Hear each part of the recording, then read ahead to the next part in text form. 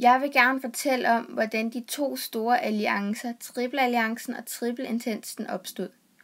Det hele startede med, at der var en serbisk organisation, der hed Den Sorte Hånd, som dræbte den østrig-ungarske kejser Franz Ferdinand.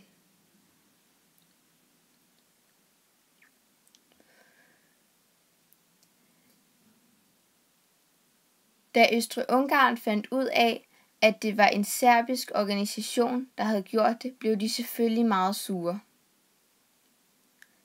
Derfor gav Østrig-Ungarn Serbien et valg.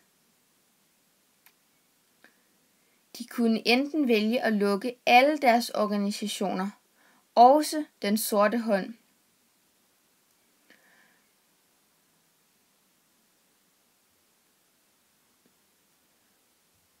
Og samtidig lade de østrig-ungarske stormænd komme ind i Serbien og tjekke, at de faktisk havde lukket alle de her organisationer. Ellers vil Østrig-Ungarn gå i krig med Serbien.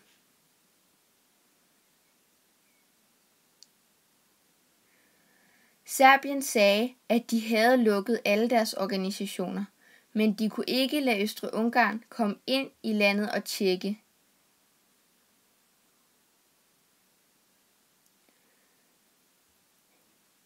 Derfor troede Østrig-Ungarn selvfølgelig ikke på, at Serbien faktisk havde gjort det, så derfor gik de i krig med Serbien. Og så startede dominoeffekten.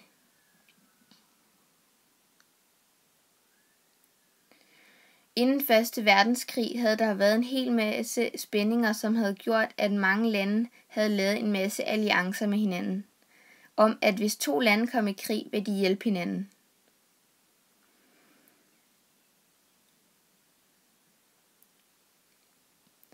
Det havde Østrig-Ungarn og Serbien for eksempel gjort. Så da Østrig-Ungarn den 28. juli erklærede Serbien krig, gjorde både Tyskland og Rusland sig klar til krig.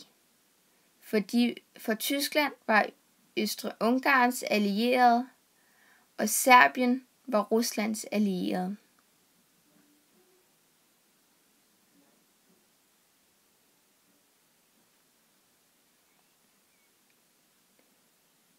Men på grund af alle de her alliancer inden 1. verdenskrig, var der lavet endnu flere alliancer. Rusland havde blandt andet lavet en med Frankrig, så derfor gik Frankrig i krig mod Tyskland, for det var Tyskland, der var gået i krig mod Rusland.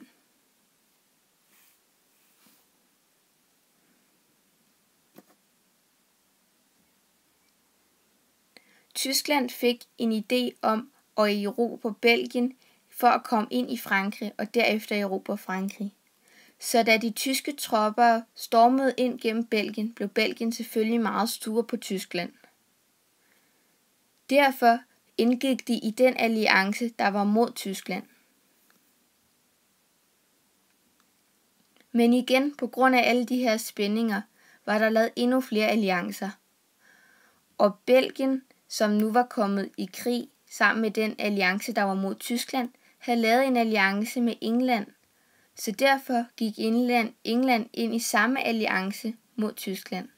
Og på den måde opstod der 2 store alliancer, Tripelalliancen og Tripelentensten. Tripelalliancen, som bestod af Tyskland og Østrig-Ungarn, og senere også Bulgarien og Osmannerriget.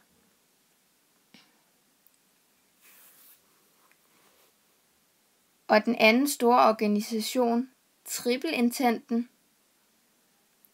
som bestod af Serbien og Rusland og Frankrig og Belgien og England og senere også Portugal, Italien og Rumænien. Og så var der alle de grønne lande, de neutrale lande, som betød, at de ikke var i krig med nogen, og det var Danmark også en del af.